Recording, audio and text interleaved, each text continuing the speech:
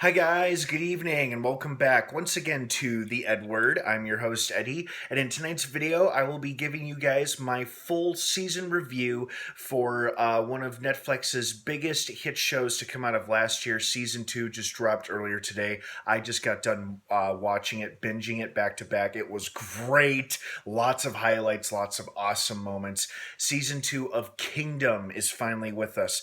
The South Korean made produced Netflix series was a huge hit last year when the first season dropped. It was only 6 episodes long, a super fun, super easy binge watch, and now season 2 is finally with us to continue the thrilling story. Now, before I begin, of course, please be warned, this is a spoiler-filled recap. I will be talking about key scenes, highlights, favorite moments, and of course, big spoilers from season 2. So if you're starting to watch season 2 and you haven't finished it yet, and you don't want to know any spoilers or what happens, do not keep watching or listening to this video because I will be talking about spoilers, character details, and all that jazz. So you have been warned. That being said, let's jump right into it. First and foremost, great season overall. So damn good. This season leaned a little bit more toward the whole political struggle and political power side of things, but there was no shortage of zombie action and carnage, especially in that first episode, which was wicked awesome. I love the fact that it picked up immediately where season 1 left off on that big cliffhanger with the horde just charging the wooden fort, and that is exactly what happens. It picks up right after that. And it was just awesome. I mean, the way everything was choreographed, the blood, the gore, the carnage of the zombies, just and then like the excitement that follows is really well done and very well filmed in this series. Hats off to the writers, to filmmakers, to everybody who's involved, because I gotta say they sure do like their zombies in South Korea. They like them to be scary and they like them to be fast. And you know what? It works. It's really effective in a show like this. I gotta say though, I did not like watching the bodyguard die. I was a little confused as to why he got the nurse and the cowardly magistrate to take the injured bad guy with the bite mark on his cheek, got him out of there. Where they exactly were going with him was a little unclear to me.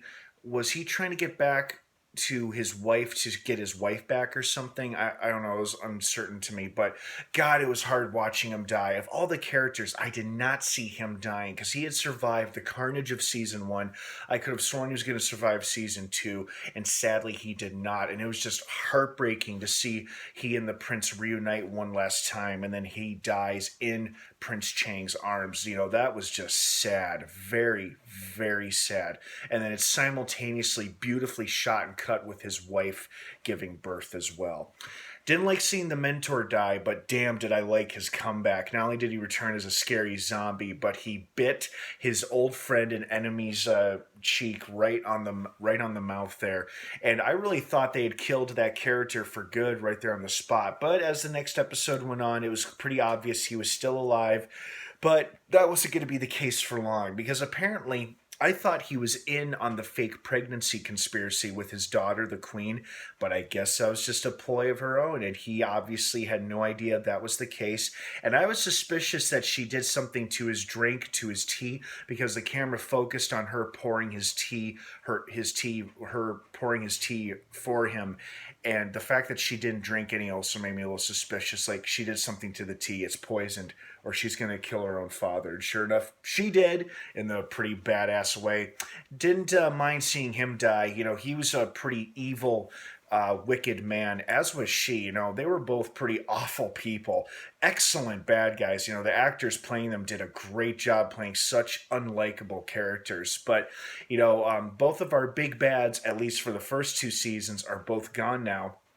And if this show gets a 3rd season, I am sure that woman we saw at the end of the season finale, where it shows her being the one who's releasing a new horde of the undead onto South Korea, will probably be our big bad for season 3, if it happens, if we get one. And it looks pretty good that we will. Overall, though, just a fantastically well done season, well acted, well written. I loved that there were multiple people who were suspicious. More people were suspicious of the goings on of the palace, like the guy who was the head of the royal commandery, and he was investigating like all the pregnant women and the dead babies, and just the state counselor as well. Like the prince didn't realize until like the final two episodes he had this growing network of allies or mutual friends because they all shared the same suspicions and misgivings, and I loved seeing them all come together to fight the zombies in like the final two episodes. And then I really thought for a while there in when they were having that battle on the pond and they're trying to crack through the ice, I really thought, wow, this is how the show's gonna end. Maybe this is their final season. By they end it by just killing everybody, and they just kill all the remaining human characters who sacrifice their lives by killing all of the zombies in the palace and stopping the outbreak right there in its tracks. But that didn't happen. The worms then left their bodies and they became human again, and they got their asses out of the freezing water.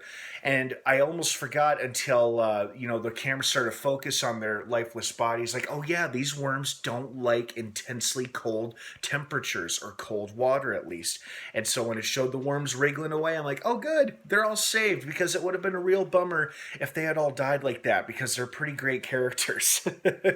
But God, what a show! I mean, the show really, the show really breaks the rules, and then it kind of follows them, and then it kind of doesn't, and it set its own precedent. But I gotta say, this is some fun, entertaining television. So hats off to Netflix and to the cast and crew behind this series.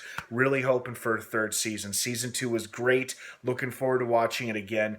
Especially that first episode. Just the pure, insane zombie action and carnage we got was really, really satisfying as a zombie horror fan, and I hope you guys felt the same way. So what did you think of season 2? Did you like it? Did you love it? Did you hate it? Did you have any favorite parts, any favorite moments? Was there any major character death that was particularly hard for you to watch? I want to hear your thoughts and your opinions down below in the comments section. Thank you so much for watching. Kingdom seasons 1 and 2 are now both streaming for your pleasure exclusively on Netflix. Have an awesome rest of your weekend, guys. If I don't see you, stay safe out there. Remember to wash your hands. And of course, until next time, may the force be with you.